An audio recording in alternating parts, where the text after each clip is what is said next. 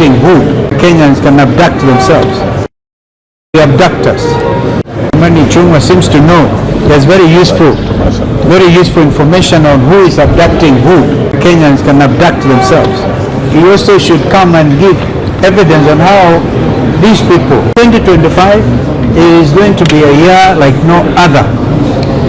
We will make appearance as often as.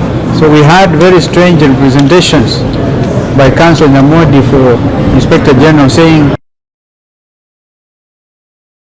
national security.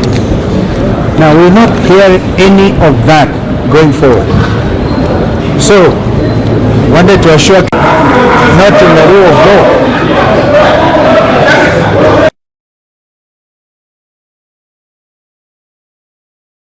This country. We'll call them out and we say this is all Mr. William Ruto is doing. He himself admitted in Homa Bay.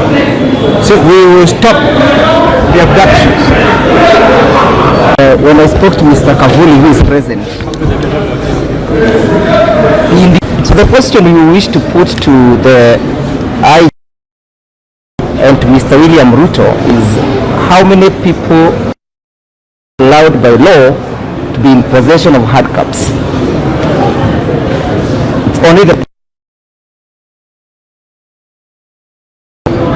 and that's why we are saying this matter will not rest until such a time the IG will come and tell us. Please note that this maximum pressure is what has earned the liberty of arraigned here.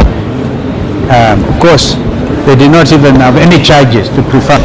And the fact that they knew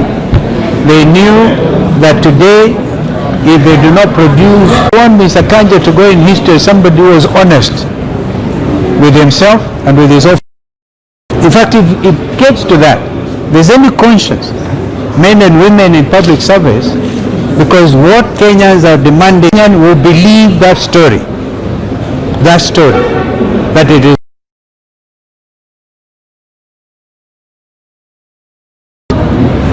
That is what it is, Kenyans, because we must be a country that believes in itself. Maybe just to add to what His Excellency has said, first of all to thank you, the media, for,